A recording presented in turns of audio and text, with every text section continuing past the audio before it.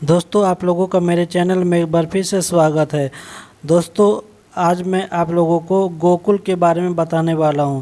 दोस्तों, आप लोग सभी लोग जानते होंगे कि भगवान श्री कृष्ण का जन्म मथुरा में हुआ था। वहां से वह रातों रात उनके पिताजी उनको गोकुल में लेके आए थे नंद जी के पास, और यहाँ पर नंद और यशोदा जी के पास उनको छोड़कर वापस चले गए थे। और यशोदा माता ने भगवान श्री कृष्ण का पालन पोषण किया था, इसीलिए उनको यशोदा नंदन के नाम से भी जाना जाता है। तो दोस्तों, वीडियो में आगे बढ़ने से पहले अगर आप लोग हमारे चैनल पर पहली बार आएँ तो प्लीज़ हमारे चैनल BRITE54 को सब्सक्राइब कीजिए, साथ ही बेल आइकन को दबाइए ताकि मेरी आने वाली हर वीडियो का नोटिफिकेशन आप तक बिल्कुल आसानी से पहुंच जाए। चलिए दोस्तों, हम वीडियो को शुरू करते हैं। भगवान श्री कृष्ण जो है गोकुल की गलियों में खेलते थे, माखन चुराते थे और गोपियों को परेशान करते थे, और किसी किसी की तो मटकी भी तोड़ देते थे। ऐसे किस्से हमने बचपन में बहुत ही सुने हैं। श्री कृष्ण से जुड़ी कथाओं को हिंदू धर्म में बहुत ही ज़्यादा महत्व दिया जाता है। जहाँ भी श्री कृष्ण से जुड़े मंदिरों की बात आती है तो मथुरा का द्वारकाधीश मंदिर और वृंदावन का बांके बिहारी मंदिर सबसे ऊपर आता है।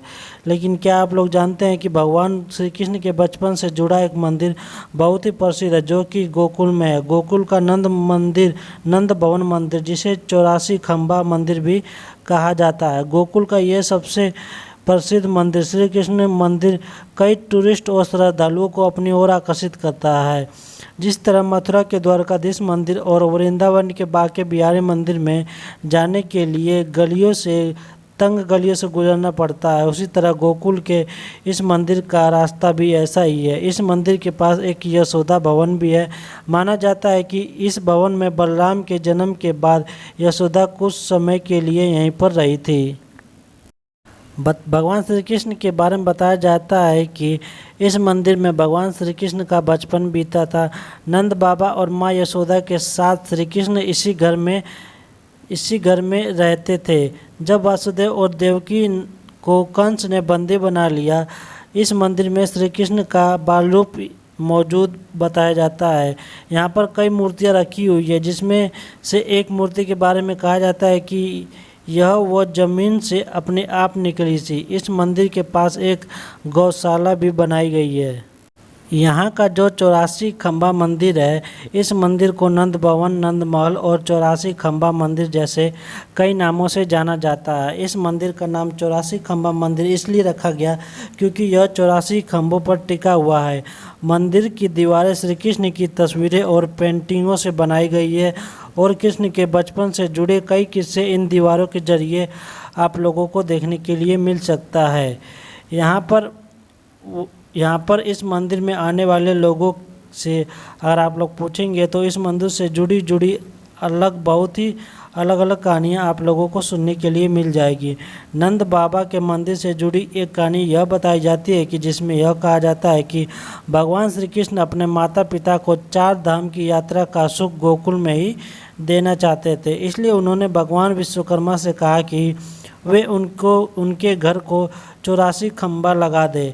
इस पर विश्वकर्मा जी ने कहा कि इन खंभों को कलयुग में कोई गिन नहीं पाएगा। इसलिए यह मान्यता चली आ रही है कि अगर आप इस मंदिर के दर्शन करेंगे तो यहाँ आपको 4 धाम की यात्रा का फल भी मिलेगा, और साथ ही आप इस मंदिर के खंभों को कभी गिन नहीं सकते।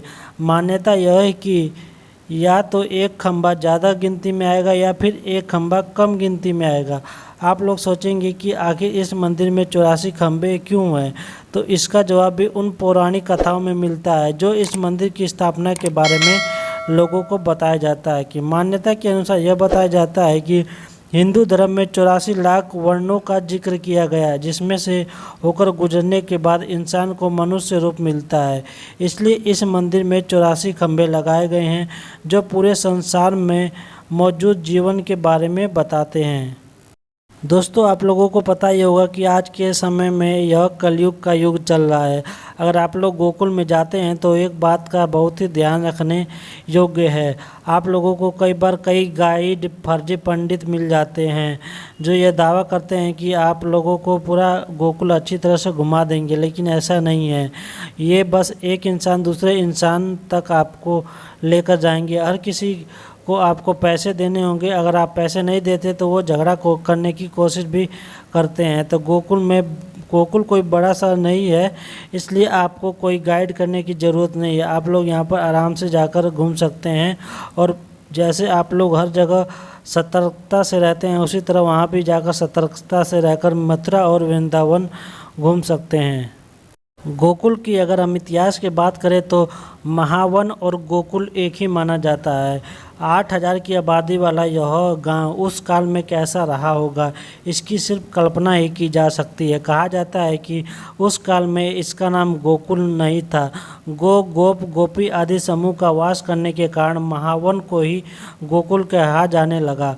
वर्तमान की गोकुल को औरंगजेब के समय श्री वल्लभाचार्य के पुत्र श्री विट्ठलनाथ ने बसाया था। गोकुल से आगे 2 किलोमीटर महावन है। लोग इसे पुरानी गोकुल के नाम से भी जानते हैं। यहाँ 84 खम्भों का मंदिर, नंदेश्वर महादेव, मथुरा नाथ, द्वारका नाथ, यहाँ पर मंदिर यहीं पर है। तो दोस्तों, आप लोगों को एक बात तो बिल्कुल अच्छे से पता चल गई होगी कि मथुरा जो है भगवान श्री कृष्ण का जन्म स्थान है, और जो गोकुल है वहाँ पर भगवान श्री कृष्ण का यशोदा माता और नंद जी के द्वारा उनका पालन पोषण हुआ था। उनका पूरा जीवन यहीं पर व्यतीत हुआ था, और 14 वर्ष के बाद अपने मामा कंस के बुलावे पर वे गए थे मथुरा में, और वहाँ पर जाकर मामा कंस का उन्होंने वध किया था और अपने माता पिता को सुरक्षित जेल कारावास से बाहर निकाला था। भगवान श्री कृष्ण को जन्म देने वाले उनकी माता देवकी और उनके पिता वासुदेव थे।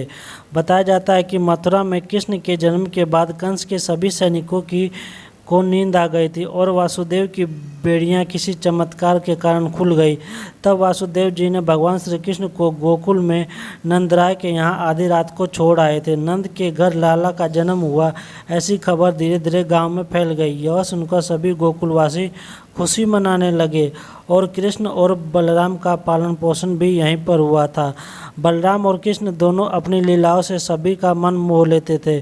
घुटनों के बल चलते हुए दोनों भाई को देखना गोकुलवासियों को सुख देता था।